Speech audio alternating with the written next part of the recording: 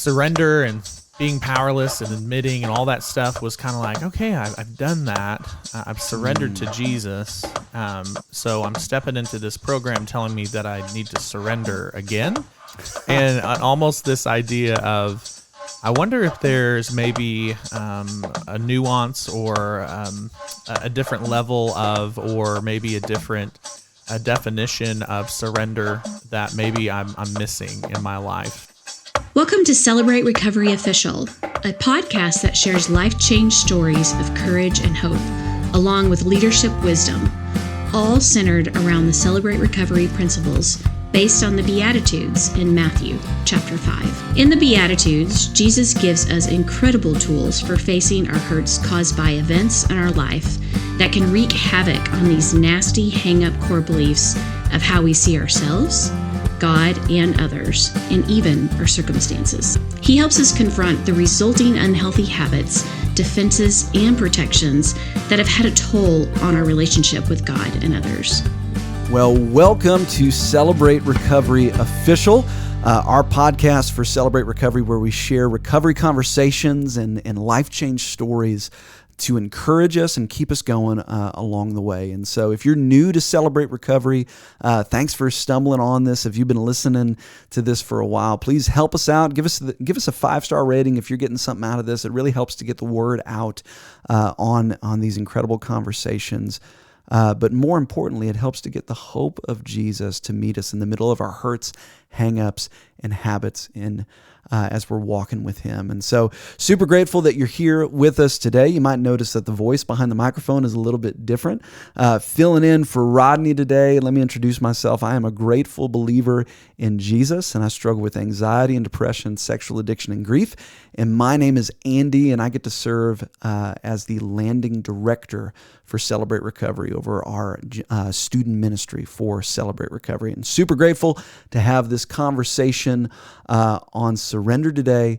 And I've got a good friend and brother here with me today. And so, man, introduce yourself. Tell us who you are and what you do, man. Yeah, so I'm a grateful believer in Jesus. I struggle with sexual addiction, codependency, food issues, and pride. And my name is Michael. Hey, Michael. Yeah, and I right now I'm doing worship, but kind of in a transition season, stepping into a ministry leader role here in Rogers, and but really excited about that and doing some small group stuff and all the different things. So excited about that transition coming up. But I love it, man. Super grateful for you, man, and love getting to serve alongside you. And so I thought you were one of the best people to bring in for this conversation. I don't know about that. We'll find out here. So. We'll see, man. But this conversation on surrender, we hear about it a lot in Celebrate Recovery. And so let me just throw this out to you, man. Whenever you first got into Celebrate Recovery and you heard people talking about surrender, what was going through your mind? What did you think that they meant, and how did that hit you? Yeah, I think when I first came, principle 1, right?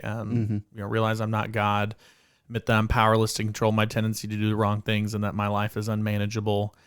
That idea of powerless and stepping out of denial, all those things, growing up being a Christian, there was this part of me where surrender and being powerless and admitting and all that stuff was kind of like, okay, I've done that. I've surrendered to Jesus. So I'm stepping into this program telling me that I need to surrender again.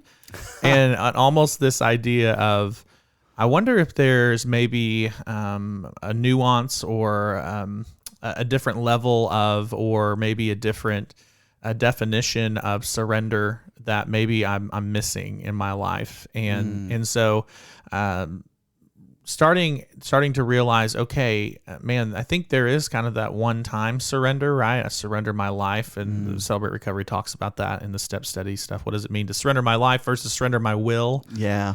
And so recognizing that, okay, maybe, I've surrendered to Jesus. Hey, Jesus, I need your help. I can't do life without you. I want to live my life for you. But then there's kind of this other layer of surrender, daily, momentary, monthly, yearly, all the different things. So that's some thoughts I have. That's interesting, man. Just thinking through what I'm hearing you say is, so you grew up in church, and you've been a follower of Jesus for a long time, but you found yourself stepping into Celebrate Recovery because there was some struggles going on in your life. Yeah, sexual addiction, pornography, acting out, all that. Yeah. And then your framework for surrender was surrender my life to Jesus. And now there's this other side of surrender. Yeah. It's interesting. When I first came in and I was hearing surrender felt like a bad word. Growing up, I think hands up. Like you beat the other enemy. Now you're subservient to me, kind of deal. Yeah, surrender kind of in my mind is like I wasn't able to achieve what I set out to do, and so now I have no choice but to give up. Yeah, and then all of admit defeat, and all of the things that kind of come with that of like, man, I'm a failure, I'm no good, I guess I can't do it. All of those things, and now I'm stepping into this place, and it's, hey, let's step into surrender. And even principle 1, I think, is a good place to kind of look into that of like, realize I'm not God. I admit that I'm powerless. And so, man, I think it's interesting to say, why do we need surrender? So what would you say to that, man? Why is surrender necessary? Yeah. Not to get overly, theological or, maybe for lack of a better phrase, like too Christianese, kind of, because I want to, but I just think about going all the way back to the Garden of Eden. Yeah. Right. There's kind of this element. God creates Adam and Eve. They have everything that they need. They have God, they have sustenance, right? They have each other.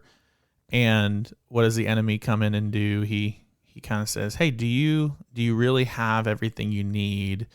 You might need something more. And so almost this idea of pride, right? I can do this on my own, or man, there's something that is missing and I need to go take it for myself. And maybe God hasn't given me everything I need.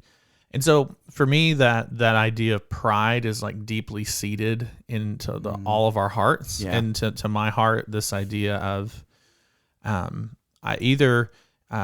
just, I can do this without God's help. And just, that's kind of, and almost like this fight for, independence, right? Yeah. I need to make myself an independent being so that I don't need anything from anyone ever. And like the only independent, truly independent, self-sustaining, all never existing, not just all eternity forward, but eternity past, like the ultimate being who is self-sustaining and there's only one, and everything within me goes, I want to be that. Yeah. Instead of being dependent. Dude. Yeah. You are leaning into something so big right there. You said something just a second ago. I can do this without God's help. Yeah. And I think what's interesting is, you mentioning growing up in the church as a follower of Jesus. Yeah. And this idea, because I think I resonate with that of like, I know who Jesus is, but I'm not going to let him be in charge of my life. Yeah. It's like, I'll ask him for help. Yeah. Every once in a while. Because who doesn't need help? But it's like, I can figure it out. Yeah. Like, I can get on the internet. I can Google, I just finally got ChatGPT on my phone, and I'm starting to use it. I've like given in. I've been so like I'm never going to use this.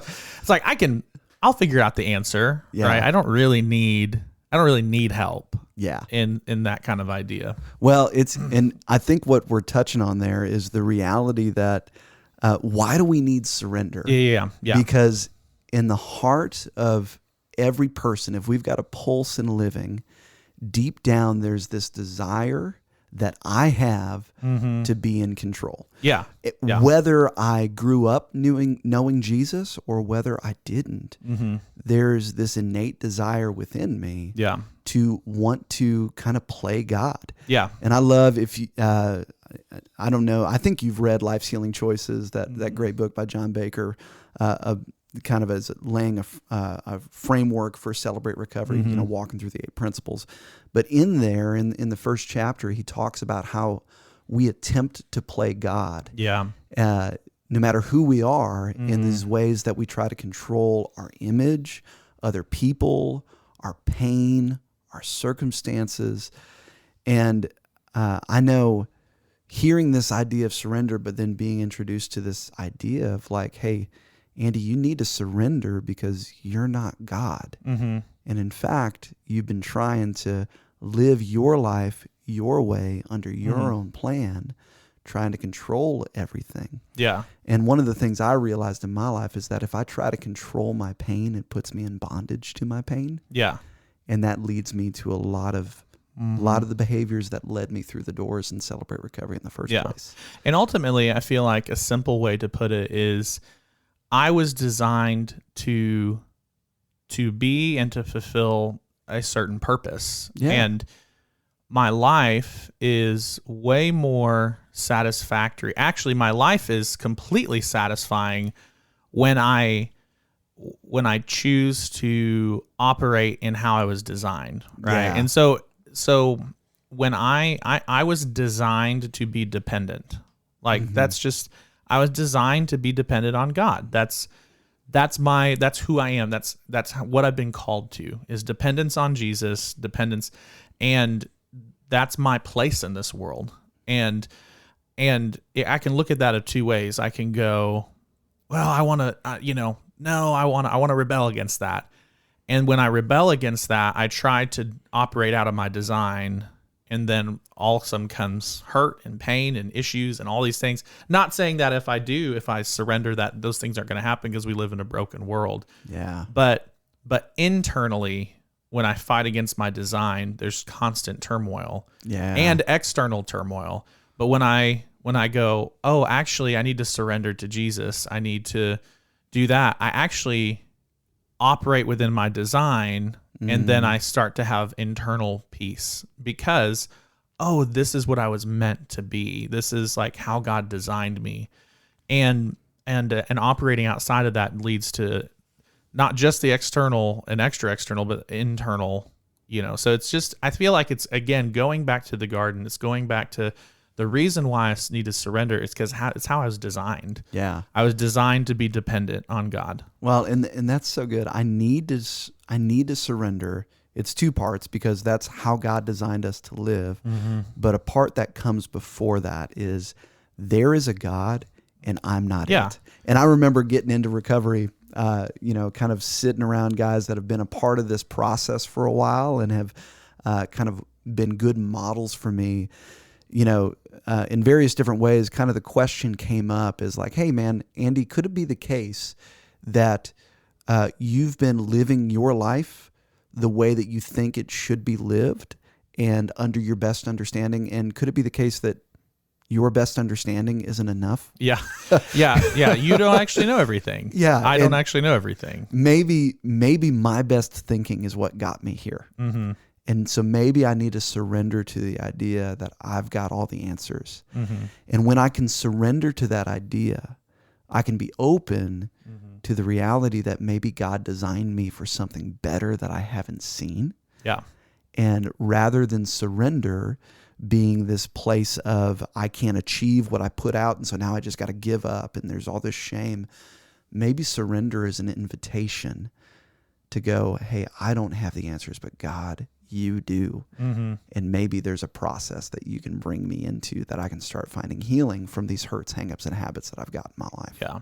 Yeah. It's kind of the idea of, I remember hearing from my parents, I don't remember them ever telling me, hey, you can do whatever you want to do. Like whatever you set your mind out, you can accomplish that. It was always, man, whatever God has laid out for you, like you can, like that's going to be, you can accomplish that. Like God, the plan that God has for you, that's what you can accomplish, because that's what's going to be most fulfilling in your life. And so it kind of goes against some cultural things, right? Surrender is not only, there's kind of the stigmatism with it, because of kind of maybe history, but also just culture. Don't give up, keep going. And again, it's nuanced, right? There is kind of an element where I can't give up. Just one more, it's one step in the right direction. There's kind of that, but it's how I take that step. But it's how I take that step and the heart behind it. So yeah. Well, this is rich conversation, and we're going to take a quick break right here. And after the break, thanks for sticking with us. We're going to talk a little bit about what does it look like for us to live out this surrender and kind of put skin on this a little bit. Stick with us, and we'll see you right after the break here.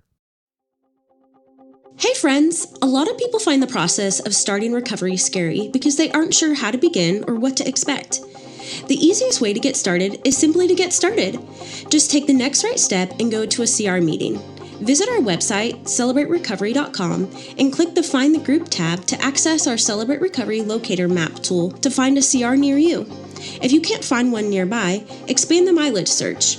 You don't need to sign up, register ahead of time, or even let anyone know you're coming. Just show up. We look forward to meeting you.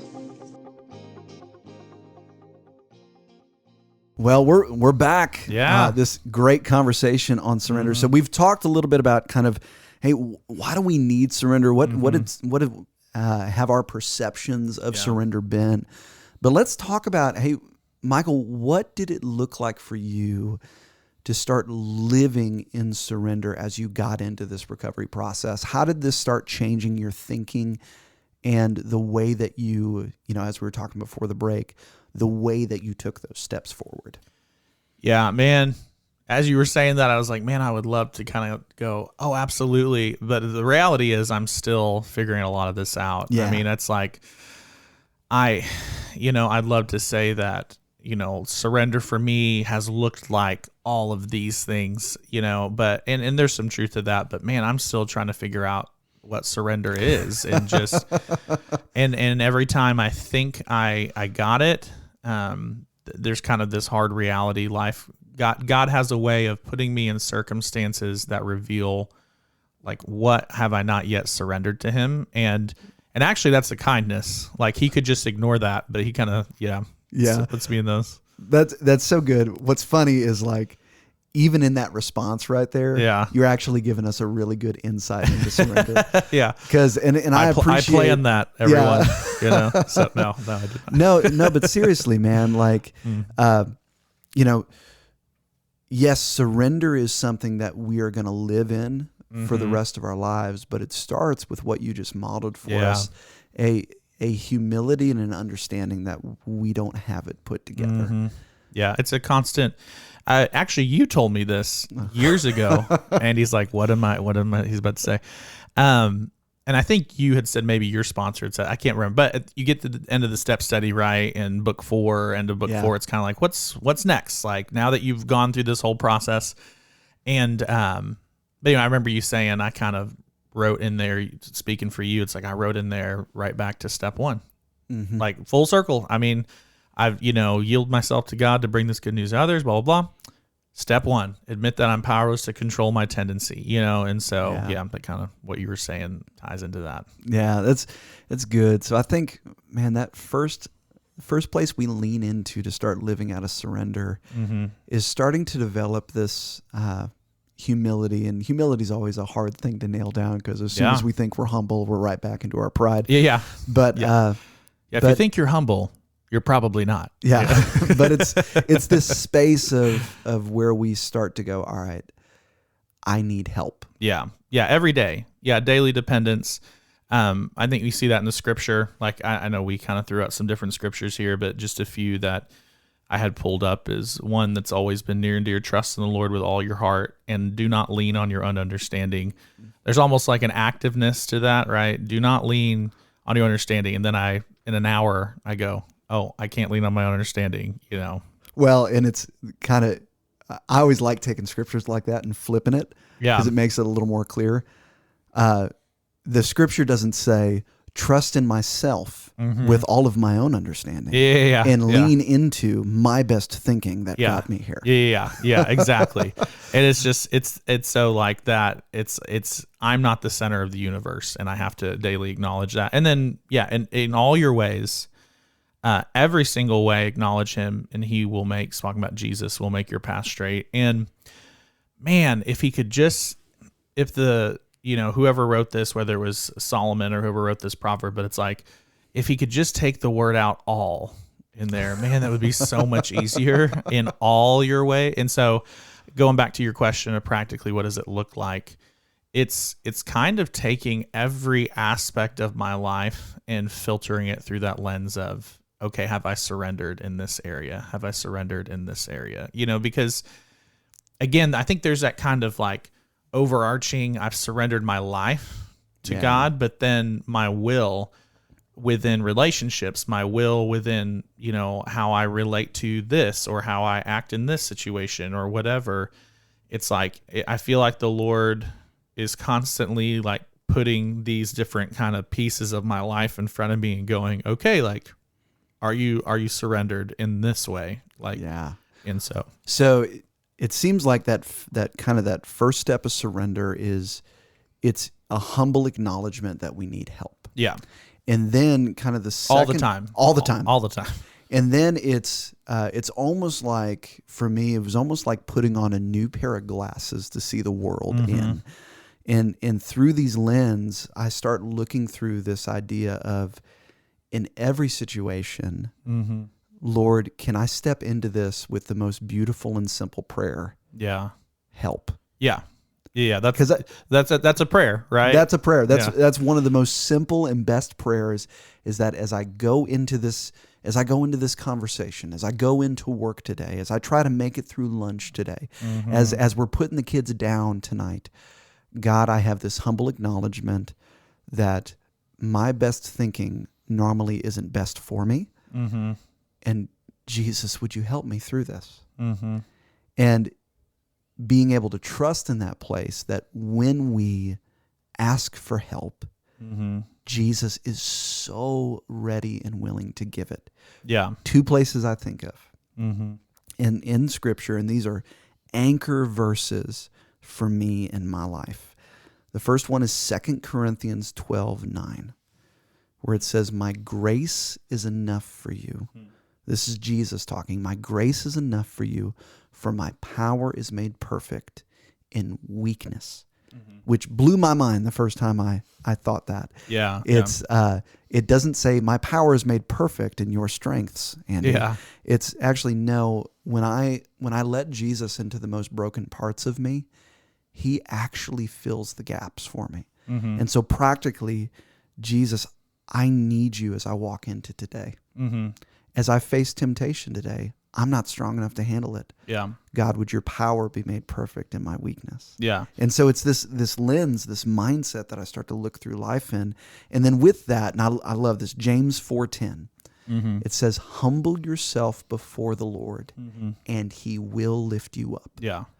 There's this promise that if I go to God with dependence and a need for him, he's going to scoop me up in his arms. Yeah.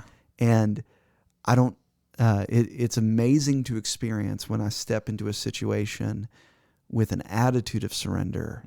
Man, it's wildly different in my own heart. And I can tell when I'm trying to slip into, let me see how I can manage and manipulate this. Yeah. Versus, God, direct me. I need you. Yeah. I know, I mean, we could talk about this forever, but our time is limited. But just even a question for you, Andy, I was just thinking about this, of so much of surrender in different areas of my life, and I would say in recovery in general, is getting things from my head to my heart. Yeah. I can say all these things, like even right now in this moment, I can sit in this podcast and kind of say all this. But how do I, and the question for you is, man, what does that look like? How have you been able to, or what's the best method for you to get this idea of, I got to surrender this and I know I got to do this, but like, what has God used in your life? Or like, how does that get transferred to here where it's like, I don't just know surrender, I feel surrender. I feel this element deep down of like, yeah, I actually, God, I got to give this to you. And I feel that deeply. It's not just something I'm going, I know I need to surrender, but it's like, oh my gosh, like, yeah. Well, I think one of the biggest things with this, and this is why what we do in Celebrate Recovery on our general meeting night, for Fridays here on the local level, what we do in our open share groups and our step study groups is so important. We can't do surrender in isolation. Mm-hmm. What helped me was actually speaking out the things that I needed to surrender to Jesus. And so being able to be in an open share group and to say, this has been a really hard week. Yeah, this is why. This is why. This is what's happening. I am struggling with this. I am tempted with these things. And then in surrender, I can think through, man, I really need to surrender this. But what helps me to surrender it is to reach out to my sponsor and say, hey, man, I'm really struggling with this. Would you pray for me in this? Yeah. And so there's a community element that we need. Our recovery is a group project. Yeah. And so there's that aspect. But here's the other thing. It was so important for me to get around people that modeled this. Yeah. Kind of see it in action. Yeah, it's fun. We've got the same sponsor, and he was one of those guys that, like, watching the way that Tim stepped into situations, the way that Tim trusted in the Lord, the way that he gave wisdom and insight into those kind of hard spaces. It gave me, this is what this looks like with skin on. Yeah. Like, I don't have to control this. Yeah. I even texted him earlier this week with some stuff going on, insurance and car accidents and all of these things happening. Yeah, right before this podcast, we were laughing because there's all these things kind of in both our lives that are kind of like, all right, God, you are giving us practical examples here of, and that was one thing I was going to say, for me, there's this weird realization, and I don't like this realization, but it's almost like, if I didn't go through situations that gave me opportunities to surrender, I never would. So it's almost like the idea is, in order for me to live in my God-given design, I have to be put in situations where I'm, maybe for lack of a better phrase, forced to do that. Yeah. Where almost it's like I would not choose to surrender until I get in a situation where I have to choose to surrender or choose to not surrender. Right. Yeah. And so it's almost like, man, there's a purpose in the pain in some ways. Man, I think what you're touching on is why we say the Serenity Prayer every week. Yeah. That part in there of, accepting hardship is a pathway to peace. Yes. Accepting hardship as a pathway to peace. Trusting that you will make all things right if I surrender to your will. If I surrender. If I surrender to your will, grant me the serenity to accept the things I cannot change. Yeah. And the courage to step into the things that I can. All of those things, I love that, man. God gives us opportunities to surrender because they're opportunities for us to grow closer in dependence on Him. Yeah. And ultimately, dependence on Him Yeah. is what we need more than anything else. Yeah. Man. Well, Michael, this is a rich conversation, and we could just spend all day talking about this. 3 more hours. Let's go. Yeah, I know. Mostly about ways that we're bad at this and we need Jesus. Yeah, exactly. But really grateful, man, for your insight. Yeah. And man, let me ask you this, brother. If there's somebody listening to this right now and they're in a space where they're trying to figure this surrender thing out, what encouragement would you give to them, man? Yeah, admitting that I need help is actually a pathway to success. It's not a bad thing. It's not admitting that I need help, admitting that I don't have the answers, admitting that, man, I've made some mistakes. I've made some small mistakes. I've made some big mistakes. All of that is can feel really hard or feel defeating at first, but then it's kind of this analogy, which those of you who are listening, you can't see. I'm having my fists are closed. Those of you that are watching can see this, but it's like if I hold on to this, there's kind of this like I can feel it. It's kind of hurts. But once I release it, it's almost like there's kind of this, if you do that and you release, it kind of has this pain that almost goes through your hands, and it's like, oh, but then all of a sudden it's like, oh, okay, that actually feels a lot better. But there's kind of this initial like pulling away and opening can feel kind of weird, but ultimately that surrender piece is the only way that I'm going to live in my God-given design and rely on him. I need help. And it is that serenity prayer. Yeah. The only way to heal the pain is to let go of the pain and let God walk you through it. Yeah. Man. Yeah. I love it. Michael, super, super grateful for you, man. Grateful for your friendship, grateful for your example in this recovery process, man, and so grateful for this conversation. Well, hey, if you're in this place of learning how to surrender and you're needing help, man, we would love to see you at Celebrate Recovery. You don't have to do this alone. And could it be the case that when we're willing to say, God, I don't think my strength is enough to make it through this. God, I need you. Maybe the words of Jesus in 2 Corinthians 12:9 are true. That my grace is enough for you, for my power is made perfect in weakness. Our strength isn't enough, but when we're willing to humble ourselves before the Lord, he promises to lift us up, to draw us near to him, and to show us what it looks like to walk in this design that he's given us. Our best thinking is what got us here, but Jesus is the one that cleans us up and helps us to move forward. So God bless you, and we'll see you next time.